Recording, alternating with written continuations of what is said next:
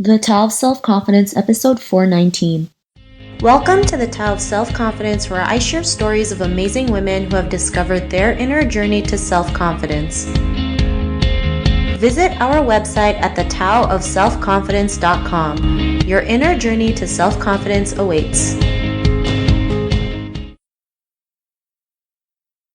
Well, hello, friend. Welcome to the Tao of Self-Confidence, where I share stories of amazing women who have discovered their inner journey to self-confidence. I'm your host today, Sheena Yap-Chan, and today I have a phenomenal lady on the show today. She has many tricks up her sleeve. She's a spiritual junkie, a life coach. She's also a tarot card and coffee cup reader. She's also has her own startup, which is called Jewel Love, and I'm just really excited to have her on today to share her story with us. So without further ado, I'm going to introduce you to Ruchika Beri. Ruchika, how are you today? Maybe you can fill in a little bit more about yourself to our listeners.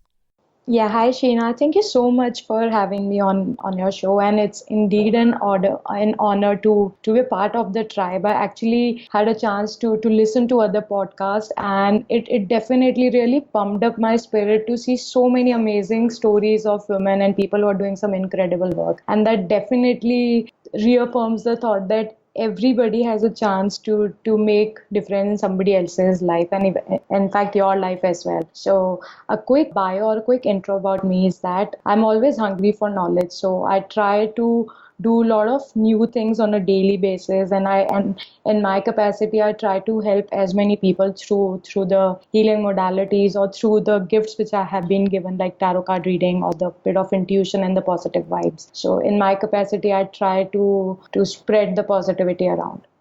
Awesome. Well, thanks for sharing that. And Ruchika, what's your cultural background? I'm an Indian, I'm a Hindu, and I have been born and raised in India. Thanks for sharing that. And what would be your favorite self-confidence quote? So I personally feel that everybody has an inner light or inner guidance, and one should not let anybody dim that sparkle in themselves, because there are a lot of people who would have their own opinions, and one should not get bogged down or get pulled down by their opinions. So the inner light should be there to sparkle and to pep up your mood. So I believe that, like Albus Dumbledore has said, that there is always a room for happiness only if you remember to light the candle or to plug or to switch on the light. Yeah. Thanks for sharing that quote. And Ruchika, what would be, in your own words, how would you define self-confidence?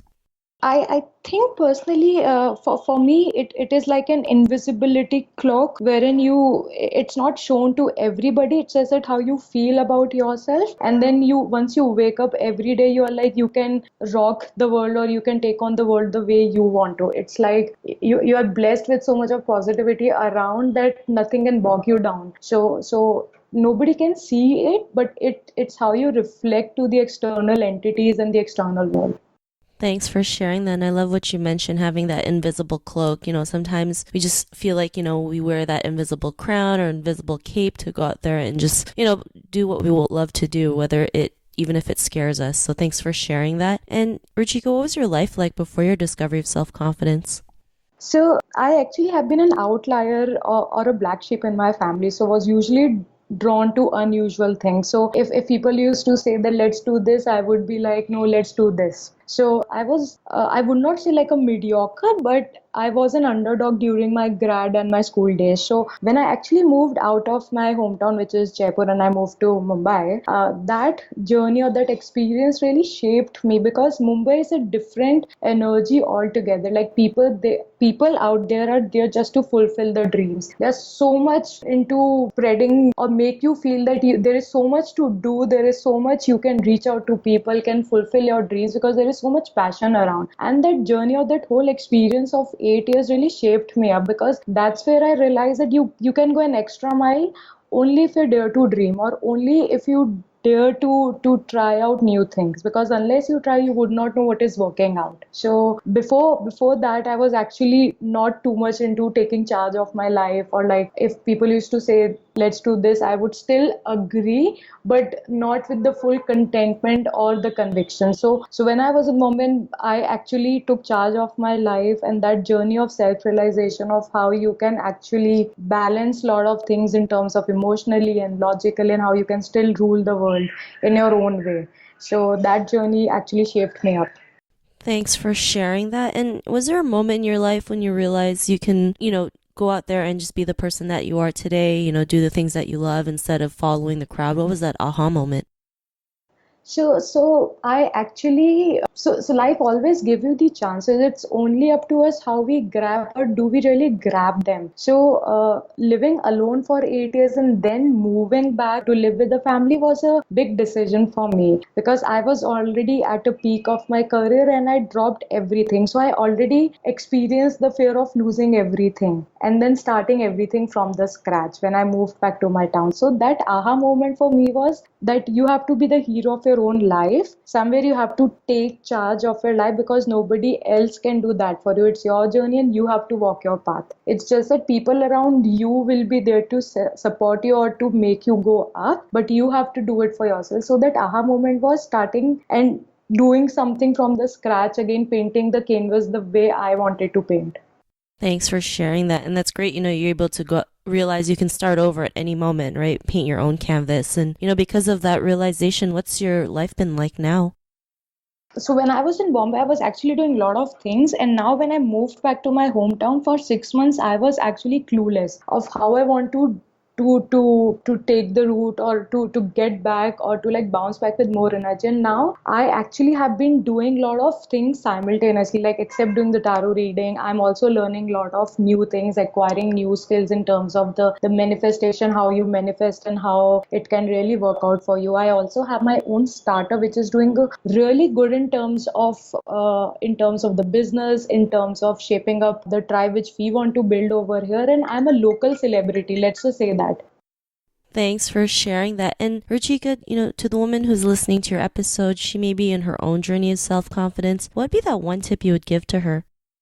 I would say that before you actually get bogged down by what people are saying, just take a step back and do think that is it something that will matter to you after a year or after 6 months down the line. If it will not matter, then don't stress over it. Don't think too much about it. Either which ways, do what makes you happy, because people will still complain, people will still pull you down, but end of the day, you lived your life the way you wanted to.